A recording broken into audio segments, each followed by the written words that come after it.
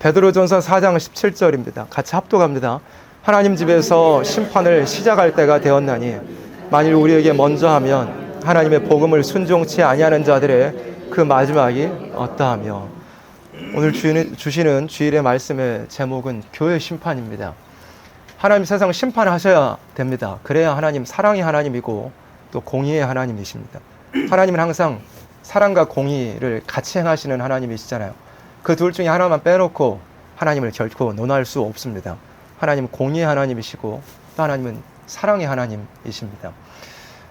선악과 따먹지 말라고 하셨잖아요. 근데 사람이 따먹어 버렸죠. 사람이 죄를 범하였으니까 그 죄의 보응을 응당 받아야 하는 게 하나님의 그게 공의의 법입니다. 그래서 사람 실제로 죽게 됐죠. 근데 하나님께서는 한편으로는 사랑의 하나님이셔서 인생을 살리기 위해서 아들을 대신 내어주셨습니다. 아들에게 죄인이 받아야 될 공의의 심판을 다 쏟아 부으시고 우리에게는 사랑을 베풀어 주셨습니다. 십자가에는 하나님의 공의와 사랑이 함께 녹아 들어가 있죠. 죄인을 향한 공의의 심판은 십자가를 향해서 다 쏟아지게 되었고 예수님께서 그 심판 대신 받으셨으므로 우리에게는 하나님의 사랑이 올 수 있게 되었습니다. 그래서 십자가를 통하여서 하나님의 공의와 사랑 모두를 이루사 우리를 살리실 수 있는 그 구원의 길을 열어두신 것입니다. 하나님은 여전히 공의와 사랑의 하나님이셔서 마지막 때 심판하실 하나님이십니다. 하나님 반드시 심판하셔야 그래야 사랑의 하나님이 되실 수 있는 겁니다. 공의의 하나님, 선과 악을 분명히 구분하시는 하나님, 악인을 반드시 심판하시는 하나님이시므로 하나님께서 이 죄악 세상을 심판하셔야 그래야 하나님 공의의 하나님이 되실 수 있습니다.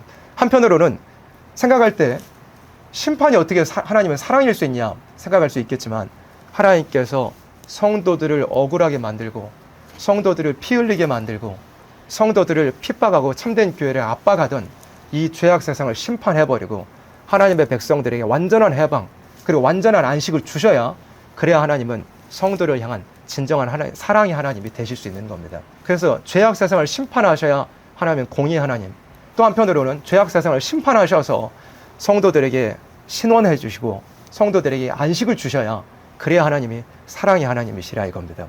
세상은 악하고 성도들은 이 세상에서 신앙 지키기 위해서 계속 압력을 받고 살아가는데 핍박을 받으며 살아가는데 하나님께서 언제까지나 그냥 성도들이 핍박당하는 걸 내버려 두고만 계시면 하나님이 진짜 성도들을 사랑하시는 하나님이라고 할 수가 없는 법이잖아요. 그래서 하나님께서는 언젠가 정하신 때에는 그 전까지는 죄인들이라도 돌아오기를 원하시면서 성도들이 핍박을 당하는 것까지도 하나님께서 참고 계셨지만 정하신 하나님의 때가 있으면 그때는 이 죄악 세상을 하나님께서 다 심판해버려야 그래야 성도들에게 위로가 있게 되고 성도들에게 죄 없는 세상 안식의 나라가 축복으로 임할 수 있게 되는 것입니다.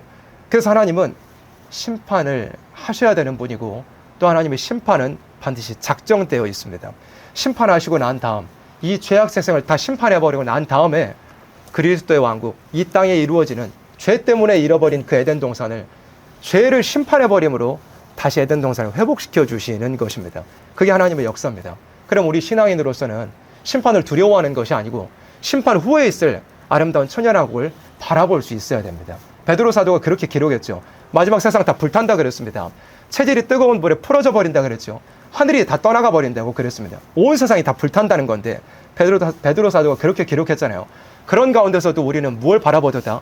새하늘과 새 땅을 바라보도다. 세상은 분명히 불로 심판받아서 다 타서 없어져 버릴 것이지만 그런 심판을 우리는 두려워하지 않고 우리는 새하늘과 새 땅, 주님이 오셔서 이루실 그 나라를 우리는 기다린다고 하였습니다. 그런데 심판에도 순서가 있습니다. 가장 먼저 하나님께서 심판하시는 대상은 누구냐면 바로 제목에 나와 있는 것처럼 교회입니다. 하나님께서 세상을 심판하시고 아름다운 새 시대, 주님의 나라 천년왕국을 이루실 건데 심판에도 순서가 있다 이 말입니다. 우리가 물론 계시록 무장해가지고 그 화가 있어가지고 결국 세상이 다 끝장난다는 거 그리고 주님 나라 이루어진다는 걸 알고 있잖아요. 그런데 그 계시록에 나오는 3대 화에서 첫 번째 화, 두 번째 화가 어디를 향하여 내려지는지 우리가 이미 계시록을 무장해서 알고 있습니다. 오늘은 그 말씀에 대해서 성경 몇 구절을 찾아보면서 함께 살펴보고자 계시록을 보고자 하는 건 아니고 계시록에 나오는 그 첫 번째 화와 두 번째 화가 바로 하나님을 믿는다고 하는 사람들을 향하여서 내려지고 하나님을 믿는다고 하는 교회들을 향하여서 3대 화 중에 2가지 화가 쏟아질 거라는 거. 그리고 계시록 우리가 무장했는데 다른 말씀들을 통해서 이 시간 함께 살펴보고자 합니다. 심판에도 순서가 있습니다. 가장 먼저 하나님 심판하시는 대상은 누구냐? 바로 교회입니다. 베드로전서 4장 17절 같이 합독했잖아요. 하나님 집에서 심판을 시작할 때가 되었습니다. 하나님께 심판의 순서가 있는데 교회를 먼저 심판합니다. 하나님 집을 먼저 심판합니다. 만약 우리에게 먼저 하면, 그러니까 먼저 하나님의 집을 심판하고 그 다음은 누굽니까? 하나님의 복음을 순종치 아니하는 자들. 순서가 이렇게 명확히 나와 있잖아요. 하나님 집을 먼저 심판하시고 복음 순종치 아니하는 아예 이방인들은 그 다음에 심판하신다고 하신 겁니다. 이사야 66장 6절에도 보시면 이렇게 나와 있습니다. 이사야 66장 6절에 헌화하는 소리가 성읍에서부터 오며, 목소리가 어디에서부터 들립니까? 성전에서부터 들립니다. 이 성전은 교회입니다. 헌화한다는 것은 시끌벅적한 소리가 들린다는 거예요. 그게 성읍에서부터 들리고 또 목소리가 성전에서부터 들리는데, 이 소리가 무슨 소리냐? 여호와께서 누구에게? 그 대적에게 보응하시는 목소리로다 그랬습니다. 하나님께서 대적을 심판하시는데, 하나님의 대적들을 심판하시는데 그 대적들이 어디에 들어있느냐면 성전 안에 들어있는 겁니다. 하나님께서 교회 안에 들어있는 하나님을 대적하는 교회들을 다 심판할 거라고 하신 겁니다. 예레미야 25장 29절에도 나와 있습니다. 보라, 내가 내 이름으로 일컬음을 받는 성에서부터 재앙 내리기를 시작하였은지 그랬어요. 하나님의 심판은 하나님의 이름 붙여놓은 곳에서부터 시작된다 그랬습니다. 하나님의 이름 붙여놓은 교회라고 하는 곳에서부터 심판이 시작될 거라고 하셨습니다. 에스겔 9장 6절에도 나와 있습니다. 에스겔 9장 6절, 하나님께서 명령하셨습니다. 교회 안에 있는 사람들을 다 죽이라고.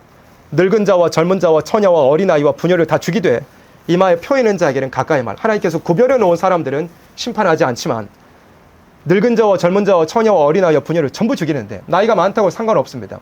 또 지도자라고 해도 피할 수 있는 것이 아닙니다. 그리고 심지어 어린아이라고 해서 하나님의 내리시는 심판을 피할 수 없는 법입니다. 어디에서 시작한다 그랬죠? 내 성소에서 시작할지니라 하심에 그들이 성전 앞에 있는 늙은 자들로부터 시작하더라. 하나님의 심판이 교회에서 먼저 시작되고 교회 안에서 특별히 늙은 자들, 이것은 지도자들을 의미합니다. 교회 안에 지도자들로부터 시작해서 망할 교회들을 다 심판한다고 분명히 말씀했습니다. 계시록 11장 2절에도 나와 있잖아요. 성전 방 마당은 청량하지 말고 그냥 두라. 이것을 이방인에게 주었은즉, 두 번째 줄 뭐라고 되어 있습니까? 같이 읽어볼까요? 저희가 거룩한 성을 42달 동안 짓밟으리라. 거룩한 성은 교회입니다. 교회를 이방의 세력들이 마지막 때 42절 후 3년 반이라는 기간 동안 교회를 짓밟는다고 한 겁니다. 심판이 반드시 있어야 되는데 심판은 어디서부터 시작된다? 교회에서부터 시작된다. 성전에서부터 시작된다. 여기서 말씀한 거룩한 성에서부터 하나님의 심판이 시작된다는 것입니다. 왜 그러면 하나님께서 교회를 세우셨다는 것은 누구를 통해서 교회를 세우셨습니까? 아들을 통해서 교회를 세우셨잖아요. 아들께서 피 흘리셨으므로 그 피로 우리를 지옥에서 건져냈잖아요. 우리를 사망에서 건져내셨잖아요. 그래서 교회를 칭할 때 피로 산 교회라고 칭하잖아요. 성경 본문에서 피로 산 교회다. 음부의 권세가 침범할 수 없는 교회다. 그러면 예수 피로 씻음 받은 사람들이 모여있는 곳이 교회입니다. 하나님께서 그렇게 교회를 세우셨습니다. 지옥에서 건져냄을 받은 사람들이 모여있는 곳이 교회인 거예요. 예수님의 피로 산 교회. 예수님의 피로서 죄와 사망에서 사람들이 건져내가지고 하나님께서 교회로 이루어내신 겁니다. 근데 그 교회에서부터 심판이 시작된다는 것이 왜 도대체 이런 일이 벌어지게 되느냐. 예수 피가 있고 지옥에서 건져냄을 받았다는 사람들이 왜 마지막 때는 가장 먼저 심판을 받게 되느냐. 간단한 원리를 한번 살펴보면 누가복음 12장에 이런 말씀이 있습니다. 누가복음 12장 47절에 주인의 뜻을 알고도 예비치 아니하고 그 뜻대로 행치 아니한 종은 많이 맞을 것이요 그랬어요. 알지 못하고 맞을 일을 행한 종은 적게 맞으리라. 무릇 많이 받은 자에게는 많이 찾을 것이요 많이 맡은 자에게는 많이 달라 할 것이니라. 하나님께 받은 것이 많은 사람이라면 하나님께서 더 요구하신다는 겁니다. 받은 것이 있다면 그 받은 데 따라서 열매를 맺어내서 하나님께 영광을 올려드려야 되는 것이, 그게 은혜 받은 사람의 모습이잖아요. 은혜를 받았다면, 진짜 하나님께 사랑을 받았다면 보이는 모든 모습이 열매 맺어지는 모습이 되어야 된다 이겁니다. 그래서 예수님 재림하실 때, 주님 나라가 이루어질 때 은혜 받아가지고 내가 맺어낸 열매들을, 내 인격의 열매, 전도의 열매, 여러 가지 열매들을 하나님 앞에 내놔야 되는 것, 결과가 있어야 된다는 겁니다. 신앙은 반드시 결과주의입니다. 올바로 된 신앙이라면, 과정이 바로 되었다면 반드시 결과를 내놔야 됩니다. 하나님의 원리는 그렇습니다. 내가 진짜 바른 은혜를 받았다면, 내가 진짜 과정이 바로 되어 있다면 반드시 열매를 바로 맺어낼 수가 있어야 되는. 근데 많이 받은 사람이 열매를 맺어내지 못하는 이유가 뭐냐면 과정부터 틀려 있기 때문에 열매를 맺어내지 못하는 것이 되는 겁니다. 우리가 다 예수 피로 은혜 받은 사람들이잖아요. 하나님의 아들께서, 하나님 본체가 되시는 분께서 이 낮고 먼지라는 땅에 죄악 가득한 세상에 사람 몸을 입고 오셔가지고 그 죄인들의 손에 붙잡혀가지고 죽으셨잖아요. 그 우리를 위하여 대신 죽어주신 그 은혜가 얼마나 큰 은혜입니까? 근데 그 은혜를 받아놓고도 우리가 바로 된 열매를 맺어내지 못한다면, 하나님께서 생각하시기에 아들을 죽여가지고 살려낸 사람들이 바로 된 열매를 맺어내지 못한다면, 합당한 열매를 맺어내지 못한다면 하나님께서 보시기에 얼마나 괘씸하겠습니까? 그래서 많이 은혜 받은 사람에게는 많이 내놓으라 하시는 것입니다. 많이 요구하시는 거예요. 그 많은 은혜라는 것은 예수 십자가의 은혜만으로도 어마어마한 은혜를 받은 겁니다. 그렇잖아요. 이사야 40장에서도 여호와의 손에서 배나 받았느니라. 우리가 다 감옥에 갇힌 죄인이었습니다. 사형의 날만 기다리고 있고 또 영원한 지옥의 형벌만 기다리고는 감옥수였으면 죄인이었습니다. 그런데 아들 예수의 피로 우리를 그 가운데서 꺼내시고 건져내셨잖아요. 여호와의 손에서 배나 받았느니라 하셨잖아요. 그렇게 큰 은혜를 받았다면 우리가 바로 된 열매, 바로 된 결과, 은혜에 합당한 결과를 내놓아야 되는데 그렇지 못하기 때문에 교회에서부터 심판이 시작된다고 말씀하는 겁니다. 구약의 교회들을 한번 보면 우리가 이 원리를 어렵지 않게 알 수 있습니다. 구약 성경 읽어보면 어린 양의 피로 애굽에서 탈출해 나왔잖아요. 하나님께서 모세를 통하여 애굽에다 재앙을 내리셨습니다. 몇 가지 재앙을 내리셨죠? 10가지 재앙을 내리셨어요. 10가지 재앙을 순서대로 내리시는데 마지막 재앙은 애굽 전역의 초태생을 다 죽여버리는 무서운 재앙이었습니다. 하나님께서 재앙을 내리는 천사를 내려보내셨죠.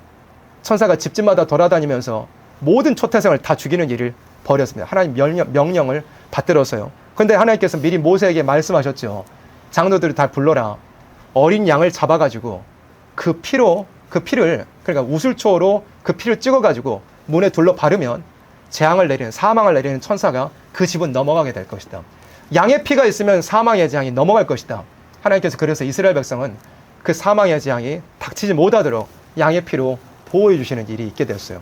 그날 밤에 사망의 재앙이 넘어간 후에 이스라엘 백성이 광야로 나오게 됐습니다. 홍해를 마주하게 됐죠. 하나님이 홍해 갈랐습니다. 밤새도록 동풍이 불어서 그 마른 땅을 이스라엘 백성이 건너게 됐습니다. 나와가지고도 어떻게 됐나요? 그 광야 40년 방황하는 기간이 있었지만 그 가운데 발이 부르지 아니하였고 옷이 헤어지지 아니하였고 하늘에서 만나가 내렸고 반석에서 생수가 터쳐나와가지고 어느 것 하나 걱정할 것도 없이 하나님께서 인도하심을 따라서 자기가 수고하지 않아도 먹을 것이 내려오고 자기가 뭐 우물 파지 않아도 반석에서 물이 터쳐나와가지고 전혀 뭐 수고하지 않아도 하나님께서 주시는 것은 먹고 살 수 있는 그런 은혜도 받았습니다. 끝이 아니잖아요. 가나안 땅으로 정복하고 들어가서 하나님께서 그 약속하신 땅에서 나라를 이루었습니다. 성전도 건설하게 되었습니다. 그렇게 하나님을 섬길 만한 너무 좋은 환경이 이루어지게 됐는데 시간이 지나가지고는 어떻게 됐느냐. 하나님 백성 이스라엘이 전부 부패하게 되었죠. 그 말씀이 호세아 11장에 나와 있습니다. 호세아 11장, 이스라엘에 어렸을 때 내가 사랑하여 내 아들을 어디에서요? 애굽에서 불러내셨대요. 애굽은 여기 출애굽하는 걸 말씀한, 출애굽할 때 그 엄청난 놀라운 역사와 이스라엘 향한 하나님의 그 사랑과 은혜, 그걸 체험한 민족이 구약의 이스라엘이잖아요. 또 그 사람들이 섬겼던 게 구약의 율법 교회라고 하는 것 아닙니까? 그런데 2절에 선지자들이 저희를 부를수록 저희가 점점 멀리하고 바알들에게 제사하며 아롯에게는 우상 앞에서 분향하느니라. 그런 은혜를 받았다고 하는 민족이 전부 우상 섬기고 하나님께로부터 멀어져 버린 겁니다. 3절, 그러나 내가 에브라임도 이스라엘을 가리키는 겁니다.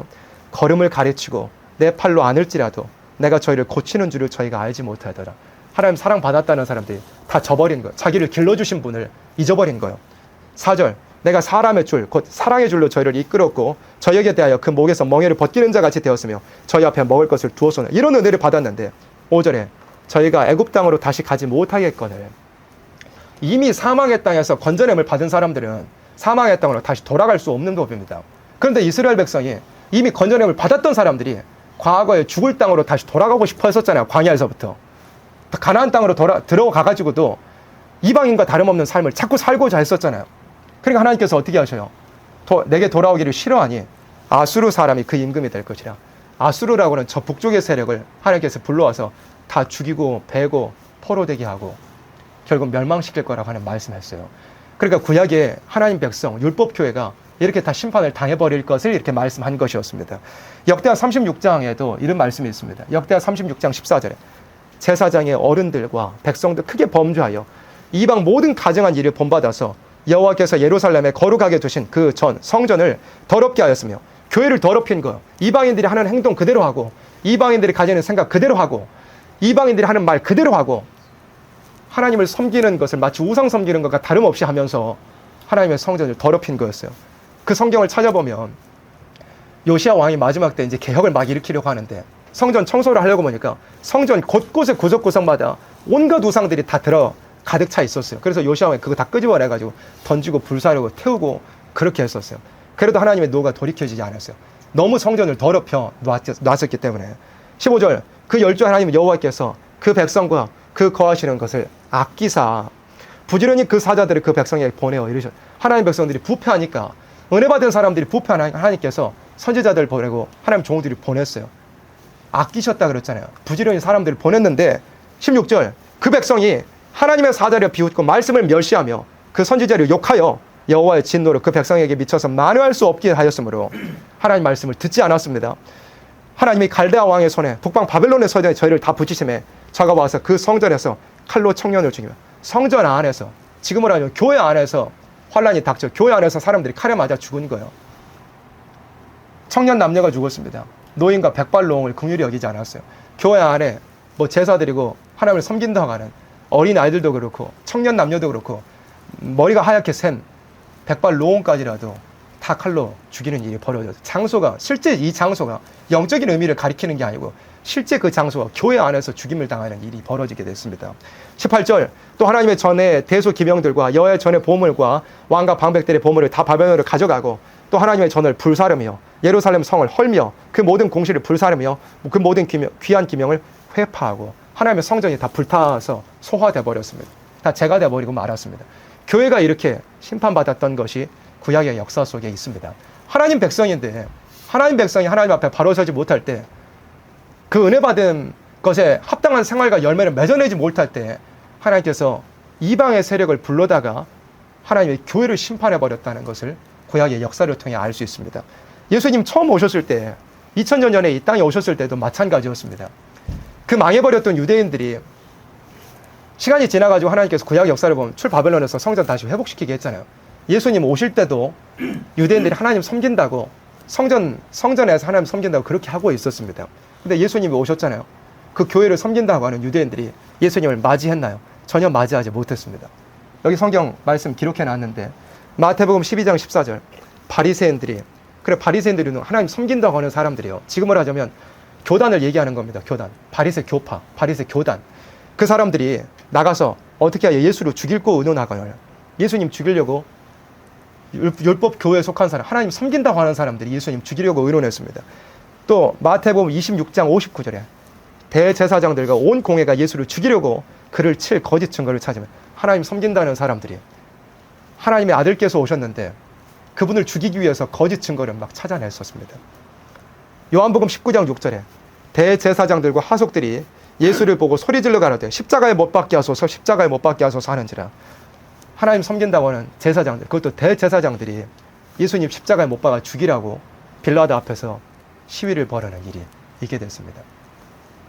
사도행전에서도 예수님 승천하신 이후에도 그 복음을 전하는 사도들의 뒤를 유대인들이 곳곳마다 도시마다 따라가가지고 괴롭히고 복음 전하는 것을 가로막는 일이 있었어요. 사도행전 14장 19절에 유대인들이 안디옥과 이고니온에서 와서 무리를 초인하여 돌로 바울을 쳐서 죽은 줄 알고 성 밖에 끌어내치니라. 복음 전하는 바울을 방해하되 유대인들이 멀리 다른 도시에서도 막 몰려와가지고 그 바울이 복음 전하고는 그 도시의 사람들을 선동을 한 거예요. 선동을 해가지고 바울을 돌로 쳐서 거의 죽기까지 만드는 거예요. 그리고 죽은 줄 알고 그 시체인 줄 알고 성 밖에다 내어 던지는 일이 있게 됐어요. 이 유대인들 누구냐면 하나님 섬긴다고 하는 사람들이었잖아요. 사도행전 17장 13절에 데살로니가에 있는 유대인들이 바울이 하나님 말씀을 베레아에서도 전한 줄을 알고 거기도 가서 무리를 움직여 소동케 하거늘. 바울이 도시를 데살로니가에서 전하고 베레아로 옮겨갔거든요. 그런데 그 유대인들이, 데살로니가에서 반대하던 유대인들이 베레아라고 하는 다른 도시에까지 따라와가지고 바울 복음 전하는 걸 반대했어요. 하나님 섬긴다고 하던 사람들이, 교회를 이루어가지고 하나님 섬긴다고 하는 사람들이 이런 짓을 저지르고 있었던 거였어요. 그래서 결과가 어떻게 됐느냐. 데살로니가 전서 2장 16절에 우리는 누구냐면 바울을 비롯한 사도들이 이방인에게 말하여 구원 얻게 함을 저희가 금하여, 유대인들이 복음 전하는 걸 반대하는 거예요. 예수 복음을 반대하는 거예요. 그러니까 결과가 어떻게 됐습니까? 자기 죄를 항상 치우며 노하심이 끝까지 저에게 임하였느니라 그랬습니다. 유대인들이 예수님 잡아 죽이고 예수 복음 전하는 사도들 핍박하고 죽이고 그런 일을 벌여가지고 결국은 유대인들의 그 결말이 어떻게 되냐면 예수님 승천하신 지 얼마 안 돼가지고 주후 70년에 로마 군대들로 말미암아 예루살렘이 완전히 짓밟히는 대참사가 벌어지는 일이 그렇게 있게 돼요. 예수님 잡아 죽인 그 죄로 말미암아요. 지금도 물론 유대인들은 2000여 년 지난 지금도 뭐 자기들 나름대로 나라를 이루고 그러지만 여전히 이 유대인들은 적그리스도요 하나님 백성이 아닌 신앙 안에서 이 신약 신앙 안에서 이 은혜 십자가로 말미암아 은혜 베푸시는 그 신앙에서는 이미 외방에 있는 이방인들이나 다름없는 그런 사람들입니다. 그래서 예수님 초림 때도 하나님 섬긴다고 하는 교회를 이루어 하나님 섬긴다고 하는 유대인들이 예수님 잡아 죽이는 일이 있게 됐어요. 사도들 핍박하는 일이 있게 됐어요. 그래서 이 유대인들이 예수님 승천하신 지 얼마 안 돼가지고 로마 군대에 완전히 짓밟히는 그런 일이 벌어지게 됐습니다. 재림 때도 마찬가지인데 교회들이 하나님 앞에 바로 서는 게 얼마나 중요한 일입니까? 하나님의 은혜로 하나님 백성 되었고 교회로 세워졌더라도 그 끝을 바로 맺는다는 것이 얼마나 중요한 일이냐 이겁니다. 구약의 하나님 백성들 그 어린 양의 피로 사망해서 건져냄을 입었잖아요. 홍해 가르고 나왔잖아요. 나라도 이루고 성전도 이뤘는데 전부 부패해가지고 망해버린 거 아니었습니까? 예수님 초림 때에도 어쨌든 유대인들이 하나님 섬긴다고 하고 있었는데 하나님 섬긴다는 그 사람들이 예수님 오셨을 때 예수님 십자가에 못 박게 내어줬잖아요.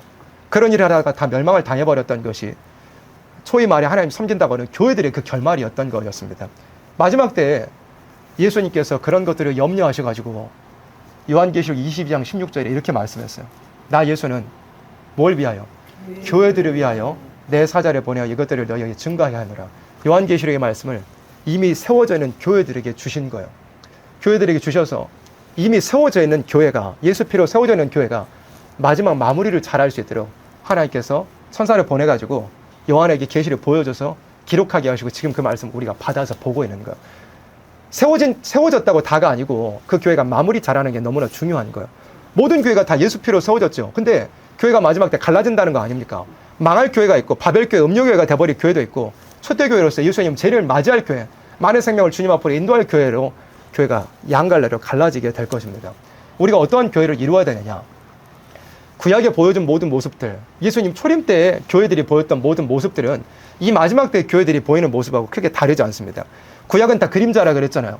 이 마지막 때를 보여준 그림자와 같습니다. 구약의 하나님 백성들이 그랬던 것처럼 지금 이 시대도 그렇게 가고 있습니다. 예수님 초림 때에 벌어졌던 일도 지금 이 재림 때에도 벌어지는 일과 다르지 않습니다. 예수님 초림 때 맞이했던 사람들, 겸손한 사람들이었잖아요. 동방에서 박사들 와가지고 예수님 맞이했잖아요. 마지막 재림 예수님 맞이하는 것도 동방에서 시작되잖아요. 또 예수님 맞이할 때 예수님 초림 예수님을 마주했던 사람들, 성령에 충만한 시므온, 항상 주야로 금식하며 성전에서 기도했던 그 여선지자 안나, 그런 분들이 예수님 맞이했잖아요. 재림에 예수님 맞이하는 것도 크게 다르지 않다 이 말입니다. 재림에 예수님도 성령에 충만한 사람들, 성전에서 항상 섬기고 봉사하고 기도하고 금식하고 그런 사람들이 재림 예수님 맞이할 것 아니겠어요? 그런데 초림에 예수님을 맞이하지 못했던 사람들의 그 모습을 알면 재림에도 예수님 맞이하지 못할 사람들의 모습을 어렵지 않게 알 수 있는 겁니다.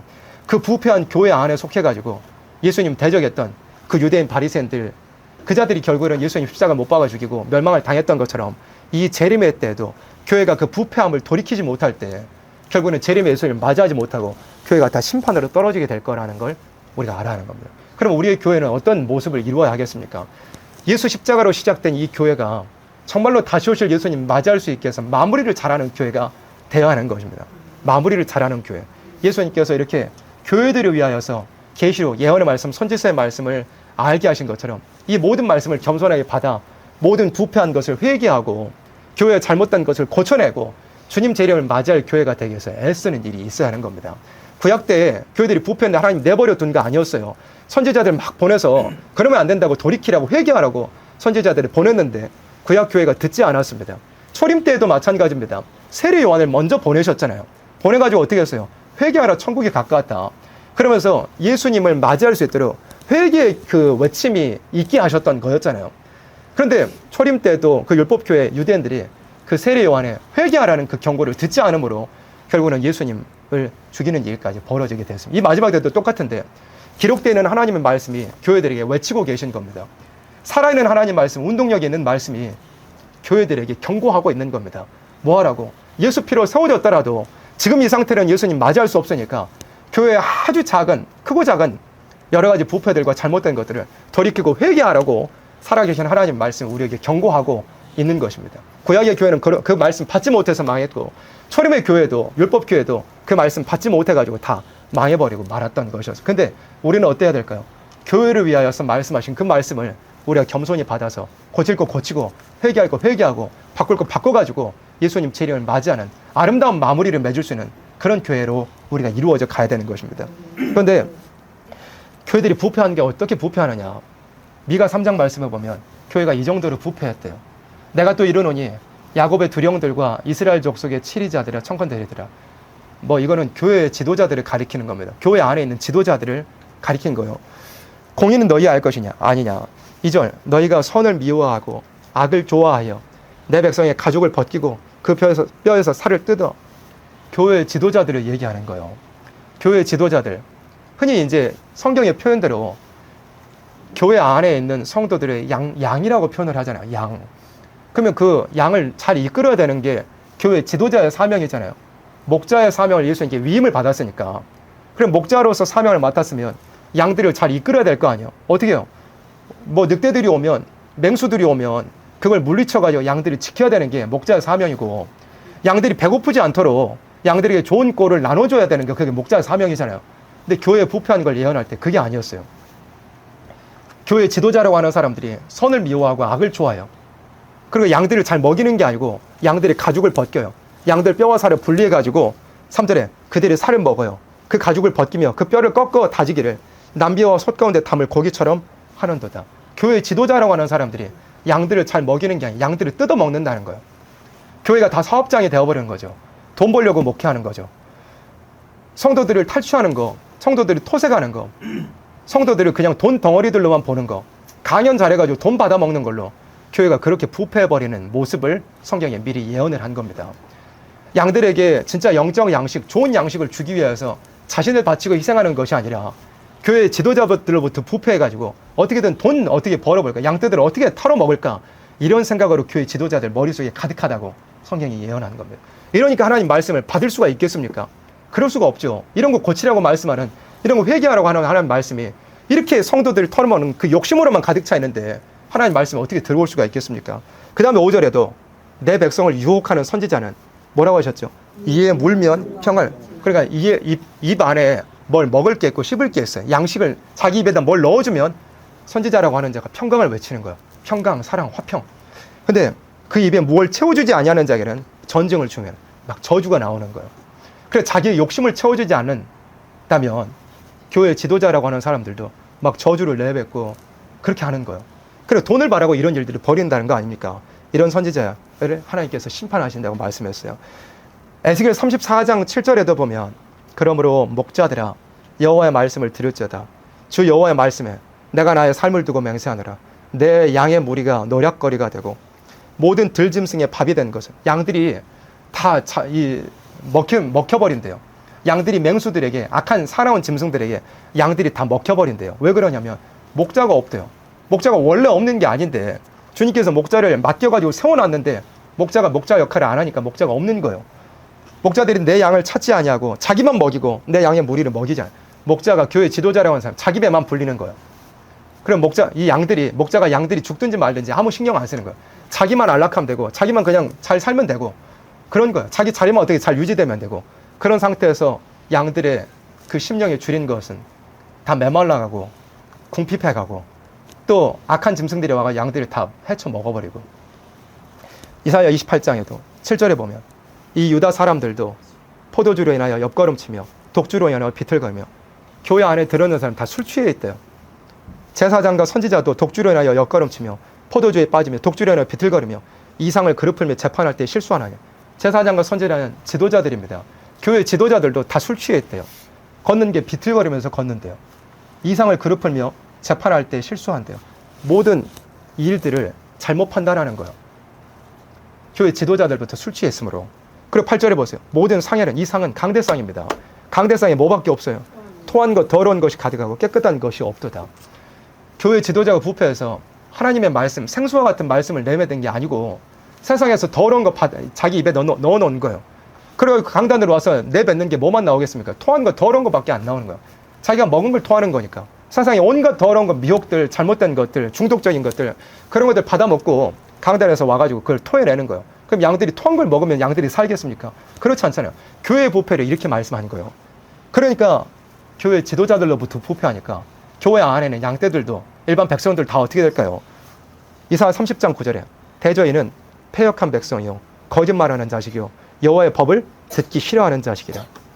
지도자들로부터 부패하니까 교회가 전부 부패해서 10절에 그들이 선견자에게 이르기를 선견하지 말라. 선지자에게 이르기를 우리에게 정직한 것을 보이지 말라. 부드러운 말을 하라. 거짓된 것을 보이라. 하나님 말씀은 따갑잖아요. 하나님 말씀은 살리려고 고쳐내는 거예요. 흔히 말하기로 하나님 말씀은 수술칼이라 그러잖아요. 의사가 칼 들고 있으면 죽이는 칼은 아니죠. 암덩어리가 있으면 살을 째가지고 암 수술을 해가지고 빼내고 사람 살리려고 사람 살을 잠깐 찢는 게 그게 수술칼 아닙니까? 의사가 죽이려고 수술칼 들고 있는 게 아니라 살리려고 칼을 들고 있는 거예요. 하나님 말씀 마치 그것과 같습니다. 우리 안에 암덩어리와 같은 그 죄의 덩어리들이 들었을 때 하나님 말씀은 날카롭게 우리의 영과 혼과 심령과 골수를 쪼개가지고 더러운 거 끄집어내고 살리는 게 하나님 말씀이에요. 그래서 하나님 말씀 꼬매주기도 하는 찢으셨지만 다시 고쳐주고 싸매주시는 게 하나님 말씀이잖아요. 그래 하나님 말씀 그냥 들을 때는 따가운 것 같이 들려요. 내 죄를 후벼 파는 게 하나님 말씀이니까. 그런데 부패한 지도자들 밑에는 부패한 교회 안에 들어있는 일반 백성들도 다 뭐라고 생각하느냐. 제발 따가운 말 좀 하지 말아라. 제발 부드럽게 말 좀 해라. 왜 그렇게 책망만 얘기하고 왜 그렇게 회개만 얘기하냐. 내가 더 이상 듣기 싫다. 좋은 말만 해라. 사랑만 얘기하고 화평만 얘기하고 축복만 얘기하고 교회가 그렇게 잘못 가게 되는 현상을 이렇게 미리 예언하여 두신 것입니다. 결국은 이 모든 일의 원인이 뭐냐면 누가복음 16장에 나와 있는데요. 누가복음 16장 13절에 예수님이 이렇게 말씀하셨어요. 누가복음 16장 13절에 집 하인이 두 주인을 섬길 수 없대요. 집에 하인이 있으면 주인을 딱 한 분만 섬겨야 될 거 아닙니까? 혹 이를 미워하고 저를 사랑하거나 혹 이를 중히 여기고 저를 경히 여길 것입니다. 너희가 하나님과 재물을 겸하여 섬길 수 없느니라. 사람이 딱 한 주인만 섬길 수 있대요. 하나님과 재물을 겸하여 섬길 수 없대요. 돈을 좋아한다. 그럼 나는 하나님 섬기고 있지 않은 사람이라 얘기해요. 하나님만 섬기고 있는 사람이다. 그럼 자동적으로 잘못된 물질의 욕심을 싫어할 수밖에 없게 된다는 거예요. 양당 안에 딱 하나밖에 안 된다는 거 예수님 말씀이잖아요. 근데 14절에 누가복음 16장 14절에 바리새인들은 뭘 좋아했습니까? 돈을 줘요. 그 교회 안에 속해 있다고 하는 하나님 섬긴다고 하는 사람들이 돈을 좋아했어요. 그래서 이 모든 것을 듣고 비웃어 예수님 말씀을 비웃고 그 말씀을 받지 않았어요. 결국은 왜 예수님 말씀을 듣지 않고 하나님 말씀을 받지를 못했느냐? 결국은 자기 안에 욕심이 있었기 때문에 그래요. 욕심. 세상과 사랑하는 욕심. 자기 가진 거 내려놓기 싫어하는 욕심. 자기 짓던 죄 계속 짓고 싶어하는 그 욕심 때문에 하나님 말씀이 자기 안으로 들어오지를 못한 거예요. 그래서 우리는 망할 교회 되지 않기 위해서는 심판받을 교회 되지 않기 위해서는 제일 중요한 게 뭐냐면 내 심령 안에 깊이 들어있는 그 욕심 파내는 게 제일 중요한 일입니다. 욕심이 결국 뭐가 되나요? 죄가 되잖아요. 죄가 장성하여 뭐가 된다 그랬어요? 사망이 된다 그랬잖아요. 욕심 발견하지 못하면 결국 사람은 죄 짓고 그 죄 때문에 심판받는 사람 때문에 내 안에 무슨 욕심이 있는지 잘 들여다봐야 합니다. 욕심. 무슨 욕심이 있는가? 나 혼자만 칭찬받고 싶어하는 것도 욕심입니다. 다른 사람 칭찬할 때 질투를 부린다면 그건 나 욕심 있는 사람이에요. 또 신앙생활보다도 다 제쳐놓고 예배생활도 제쳐놓고 기도도 제쳐놓고 말씀도 제쳐놓고 세상 돈만 벌러 나간다는 사람이라면 그 사람은 돈에 욕심이 있는 사람이겠죠. 또 교회 안에서도 자기가 어떤 권리를 쥐고 있다면 그 권리 빼앗기기 싫어하고 내려놓기 싫어하는 것도 그것도 욕심이 될 수 있습니다. 욕심이라는 것은 그 영역이 어마어마하게 넓어가지고 정말 깊이 들여다보고 세밀하게 예민하게 들여다보지 못하면 그게 욕심인 줄조차도 모르기도 합니다. 욕심이라는 것이 얼마나 흉악한지 또 욕심이라는 것도 얼마나 정당성을 가지고 잘 덮여있는지 우리가 심령 안에는 욕심 없는 사람은 아무도 없습니다. 욕심이 있기 때문에 우리가 매일같이 죄 짓고 삽니다. 그 욕심을 잘 발견하여 깨부술 수 있는 사람이 돼야 됩니다. 욕심, 내 안에 들어있는 그 욕심 발견할 수 있는 사람이 돼야 됩니다. 나이가 많고 적음에 따라서 욕심이 많고 적은 건 아닙니다. 나이가 많다고 욕심 많다는 것도 아니고 어린 아이라고 해서 욕심이 없는 것은 아닙니다. 사람은 누구나 타락한 본성을 가지고 태어났고 중생을 받았더라도 성령의 역사를 완전히 뒤바뀌어지기 전에는 누구나 그 심령 깊은 곳에 반드시 욕심이 있기 마련입니다.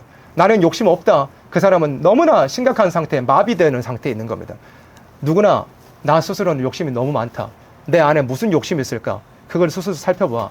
잘 깨내고 부숴낼 수 있는 그런 사람이 되어야 남을 사람, 남은 교회가 되는 것입니다. 왜 교회들이 예수님 말씀, 하나님 말씀을 받지를 못했느냐?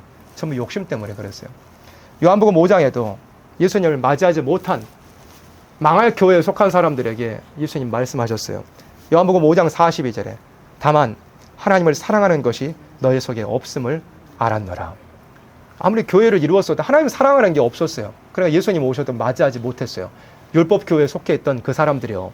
우리는 하나님만 사랑하는 사람이 돼야 됩니다. 하나님만을 사랑하는 교회를 이루어야 합니다. 사랑이라는 건 뭐냐면 내가 거기에 관심을 두는 게 사랑이고요. 내가 여러 가지 희생해가지고 섬기는 게 그게 사랑입니다. 내가 돈을 좋아한다고 생각해 보세요. 돈 벌기 위해서, 돈 어떻게 얻기 위해서 내 시간도 가져다 바치겠죠. 내 육신의 힘도 가져다 바치지 않겠어요. 내 머릿속의 모든 생각도 다 돈으로 기울어지지 않겠어요. 그럼 내가 그 돈을 사랑하는 겁니다. 내 모든 게 거기에 초점이 맞춰졌고 내 모든 것이 다 거기에 희생된다면 그게 내가 사랑하고 있는 대상이라 이겁니다. 우리 하나님 사랑하면 어떤가요? 하나님 사랑하면 하나님을 위해서 내 시간도 기꺼이 해. 내 삶도 기꺼이 해. 하나님을 사랑하면 하나님께서 허락하신 물질까지라도 주의 일을 위해서 기꺼이 해. 내 모든 생각도 주님을 위하여, 하나님을 위하여. 내 모든 말도 하나님을 위하여. 내 모든 인간관계도 하나님을 위하여. 희생할 수 있다면 희생하고 하나님을 사랑하고 하나님을 섬기는 것. 그게 사랑한다는 것입니다. 어떤 대상을 사랑한다는 건 그런 의미를 가지고 있는데 내가 사람을 위해서 내가 시간을 바치고 물질을 바치고 내 생각이 거기로 다 기울어져 있다면 사람을 사랑하는 거. 나 혼자 막 칭찬받고 내 혼자 영광을 누리는 거. 그걸 위해서 시간 바치고 희생하고 그걸 위해서 모든 정신이 다 거기에 매몰됐다면 나는 그걸 내 자신이 높아지는 걸 사랑하고 있는 사람이에요. 근데 하나님 말씀을 받지 못한 교회, 심판받고 예수님 맞이하지 못할 교회는 어떤 교회느냐?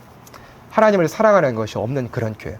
다른 많은 사랑할 것들에게 몸도 마음도 다 바치고 시간도 물질도 다 바치는 그런 상태에 있는 교회가 바로 망할 교회, 심판받는 교회였더라 이것입니다. 그래서 우리 안에 있는 욕심을 잘 발견하고 그 욕심을 부숴내고 하나님 말씀을 겸손하게 받을 수 있는 우리의 모습이 이루어져야 되고 또 우리가 누구를 사랑하는가, 어떤 대상을 사랑하는가, 우리는 오직 하나님만 사랑하는 사람이 돼야 한다는 것입니다. 내가 어디에 시간 쓰고 있는지, 내 머릿속에 도대체 뭐가 들어와 있는지, 내 욕심의 힘을 뭘 위하여서 희생하고 있는지 그걸 우리가 돌아볼 수 있어요. 그게 하나님이 아니라면 내가 그 우상을 섬기고 그 우상을 사랑하고 있는 것입니다. 교회부터 심판한다 그랬죠. 심판하고 새 시대가 이루어지는데 심판의 순서가 있다 그랬습니다. 교회부터 심판합니다. 그 다음에 심판받는 것은 이방입니다. 이방인들은 그 다음에 심판받는 거예요. 하나님께서 은혜를 주었음에도 그 은혜에 합당한 열매를 맺어내지 못한 교회를 하나님께서 심지어는 선지자들을 보내고 말씀을 주어가지고 깨달을 기회를 너무나 길게 주셨음에도 불구하고 그 욕심 때문에 다른 우상 사랑하는 것 때문에 하나님 말씀을 받지 못한 교회는 다 심판을 받고 말게 될 거라고 성경은 말씀하고 있습니다. 우리의 교회는 어떤 모습을 이루어 가야 하겠습니까? 세워졌다고 끝이 아니고 마무리를 잘하는 교회가 제일 중요한 것입니다. 마무리 잘하는 교회가 되기를 원합니다. 예수님 맞이할 수 있는 교회가 되기를 원합니다. 모든 말씀 겸손히 받아 고치고 뜯어 고쳐서 바꿔서 주님 앞에 바로 설 수 있는 교회, 주님 재림을 맞이할 수 있는 교회, 또 환난과 심판을 피하고 많은 생명 살릴 수 있는 그런 교회의 모습을 우리들이 반드시 이루어 갈 수 있기를 소망합니다. 아멘.